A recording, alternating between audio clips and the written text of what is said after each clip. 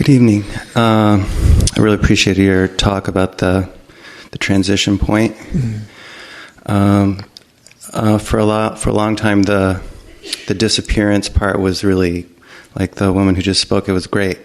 It was being liberated from a lot of things that just felt like I didn't really need them anymore. Yeah. And then my experience of the transition point is that it doesn't feel great anymore. Now the things that are being asked to join with the falling away feel very threatening. It feels like it's really getting at the root of survival. Yeah. Yeah. So listening to you tonight, I'm just asking, I can't find anything to say to that part that doesn't want to join. Right. There's no way to entice it. No, because it's too smart for that. It knows what's up. Yeah. It knows it's disappearing. It knows there's a switch of allegiance inside. It's no longer at the helm. Yeah. It knows that. You can't convince it of otherwise. So there's like there's a experience of struggle. Yeah. With what is happening. Right. Yeah. So I don't know how to work with that. You don't. That's the whole point. Yeah. I mean that too. I know that sounds kind of glib or something, but I really mean that. Is one of the problems, like when we experience, say, a negative feeling, fear, for instance, our instinct is that we want to know how to come into relationship with this experience, with fear. Right? When you have joy, you don't ask, how should I be with joy? You notice we don't ask that?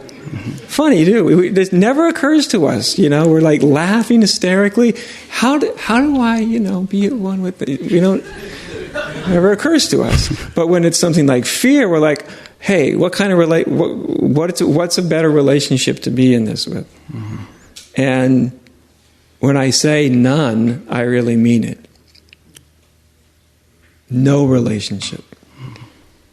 By no relationship, I don't mean denial. It's very different. Denial is being in a relationship or trying to push something away. You're very much being in a relationship with it, right? No relationship would be no movement. And not no movement like this. You see what I mean? Because then you're still in a relationship. It's just simplicity. Just no movement. Fear. And as soon as you come into no relationship, fear has no energy. Because remember, fear, I say remember, you may not have experienced this, but you will at some point. Fear, the raw energy and emotion of fear, it gets all of its energy, which means all of its emotion, all of its thrust, all that which is capable of making you feel terrified, it gets all of its raw energy from your relationship with it. In and of itself, it has no energy. So as soon as you fall out of relationship with it, there's no energy in it. It's devoid of energy. Then fear literally has nothing to sustain itself. It's like it's like if your heart stopped beating, Fear's heart stops beating. It will fall. You don't have to ask for it to fall. Now that's a very deep way of, I don't even know, it's not even relating to fear really, but I'm sure you've heard of different ways you can be with fear, go through it, dive into it, accept it. There's lots of ways you can be in, and they all have their appropriate time and place. They're relevant for certain places where we are developmentally or spiritually, whatever. There's different ways that we can be with fear. But fundamentally, especially when it comes to the fear, it's the clench in the gut, right? And I don't know if you've heard me say this before, but this is your root sense of self, is just a raw clench in the gut. Here, it's an emotion. Here, it's thoughts and ideas and images, self-images. But when you get through this, when you go deeper than this, you get here. It's just the gut. It's just a clench in the gut. And the way that clench feels is like a screaming, terrified no. just an infinitely extended no. Terrified no.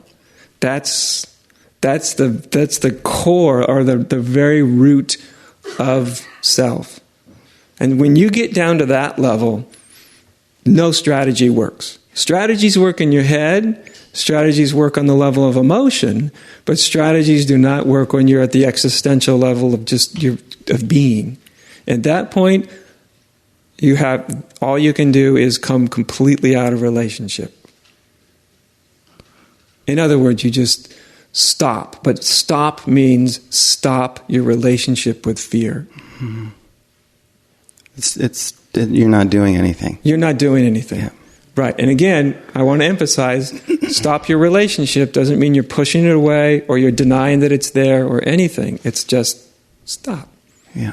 It's kind of like the old story of the Zen master who, when the samurai came and sacked a town in China centuries ago, and the samurai just went through, pillaging the whole village, and the temple priest was the only one that was left, and he was sitting out in front of the garden, and one of the samurai came up with his sword, and the priest just sort of sat there and he looked up at his sword and he just didn't respond.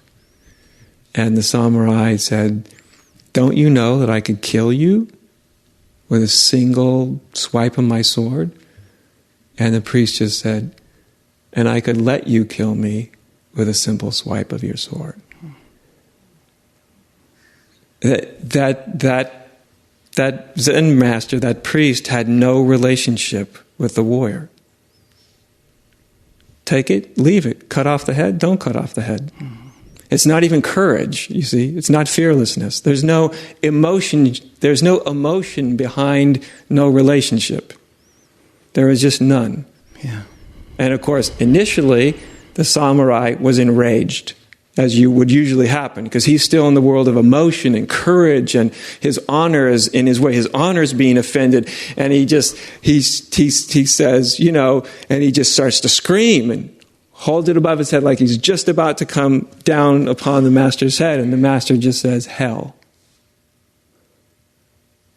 And the samurai is struck just by the words, and he puts down his sword, and the master says, "Heaven." You see? That's it. That's what no relationship is. It's not pushing. It's not courage. It's not any of that. It's just It's power. push it away. It's just like, I don't know, the word that came up is power. Yeah. It's true power. Yeah. It's power with no energy. Yeah.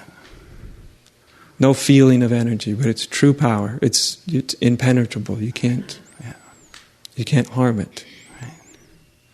All right? Yeah, thank you. All right. Yeah. And one of my favorite modern day stories, which is a true story, the Zen teacher Suzuki Roshi, who opened San Francisco Zen Center years ago in the 60s, he's no longer with us, but they took a building. I stayed there for a little bit. I forget how many stories, 3 or 5 stories. It's a rather big building on Page Street in San Francisco, and that's where they opened up this sort of communal Zen center. And that building had basically been taken over by drug dealers, and that's why they got it so cheap. Little did they know.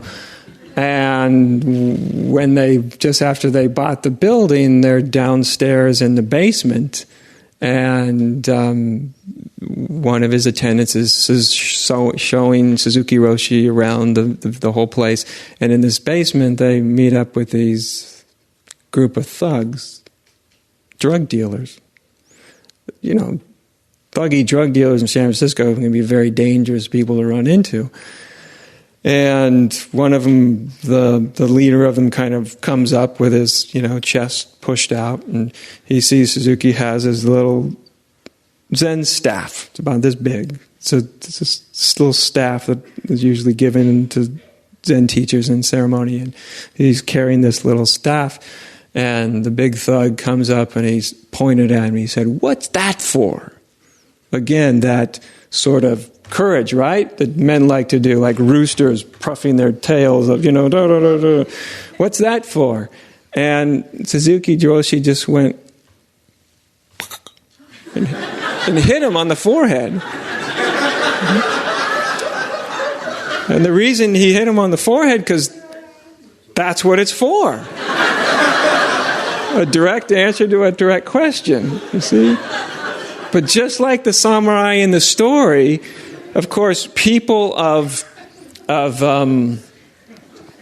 that kind of false power, right? The power of intimidation and stuff. The one thing an intimidator understands is a power that they can't match. They know it when they see it. An everyday person might not have any inkling, but a thug, they know it when they meet it. Their whole world is based in power and intimidation. That's what it's all about. And so he just went boom, and it was just like he didn't know what to do. He was disarmed. This person didn't respond the way he was supposed to. He wasn't afraid, but neither did he come at him and try to be more courageous. That's no relationship, you see? That's just, and in no relationship, there's just very pure response. There's response instead of relationship, right? Relationship always happens on an energetic, emotional level. Response is just pure. So how to be with fear? It's just that no relationship, which itself is a response to fear, not a relationship with fear. And I think these two stories are great, really fun, like actual examples of that. And they're meant to sort of reflect not just exterior action, but also interior action, right? Because that's when we've done it on the interior level, then the exterior level just follows of its own accord. Once we've met our own fear on the inside, then we're not intimidated on the outside. Once we've lost our life on the inside, then we're not afraid of life taking it away on the outside.